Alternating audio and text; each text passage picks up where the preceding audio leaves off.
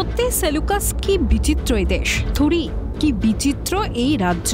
সেখানে চোরকে চোর, ডাকাতকে ডাকাত বলাও যেন অপরাধ। এমনই এক ঘটনার সাক্ষী থাকলো হুগলির ভদ্রেশ্বর। অভিযোগ, জাল MA সার্টিফিকেট নিয়ে দীর্ঘ 30 বছর শিক্ষকতা করেছিলেন এক শিক্ষক। তারই প্রতিবাদ করায় আরেক শিক্ষকের মেলেছিল শাস্তি।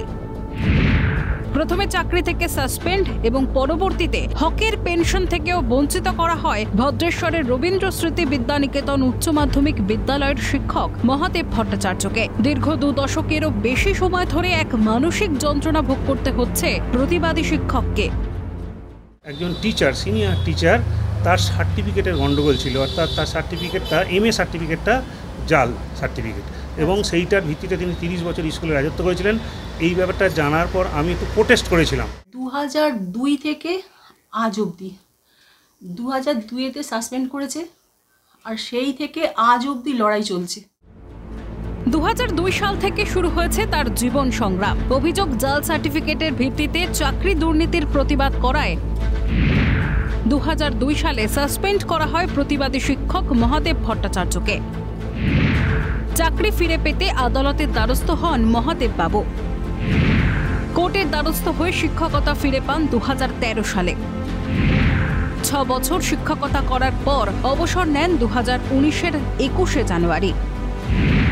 অবসরের পর গ্র্যাচুইটি সহ একাধিক প্রাপ্য আদায়েও আদালতের দ্বারস্থ হতে হয় প্রতিবাদী শিক্ষককে।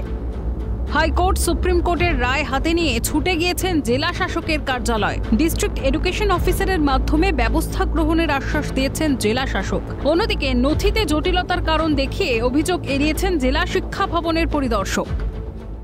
খেসারতটা এইটাই, আমাকে তো স্কুল থেকে তার আবার প্ল্যান করেছিল 12 বছর 2002-এ সাসপেন্ড করে কিছু নেগলিজিবল অফেন্স, মানে তার অভিযোগ এনে আমাকে স্কুল থেকে সাসপেন্ড করেছিল। আমি আইনি পথে তার মোকাবিলা করেছি। তারপরে 2002 থেকে আজকে 2024, দেখুন কতদিন হয়ে গেল, মানে 23-24 বছর আমাকে সেই সাফারিংয়ের মধ্যে দিয়েই চলতে হচ্ছে। একবার কোর্টের মাধ্যমে আবার মোটামুটি মাস 3 আগে, অর্থাৎ মার্চ মাস থেকে আমার চালু হয়েছে সেই প্রফেশনাল পেনশন, কিন্তু 2 মাস দিয়ে DI আবার সেটা বন্ধ করে দিয়েছে। 2 দিন আগেই অফিসার আসতে বলেছিলেন, উনি একটা ব্যবস্থা করবেন ডিস্ট্রিক্ট এডুকেশন অফিসারের মাধ্যমে। পেনশন বঞ্চনার শিকার হয়ে পরিবার পরিজন নিয়ে এক প্রকার অনাহারে দিন কাটাতে হচ্ছে ওই শিক্ষককে। তাহলে কি মানুষকে ভুলতে হবে প্রতিবাদের ভাষা? জেলা শাসক এবং ডিস্ট্রিক্ট এডুকেশন অফিসারের তরফে সাময়িক আশ্বাস মিললেও প্রকৃত সুরাহা মিলবে কবে? অপেক্ষার দিন কবে শেষ হবে? হুগলি থেকে কাকলি নস্করের রিপোর্ট, ক্যালকাটা নিউজ।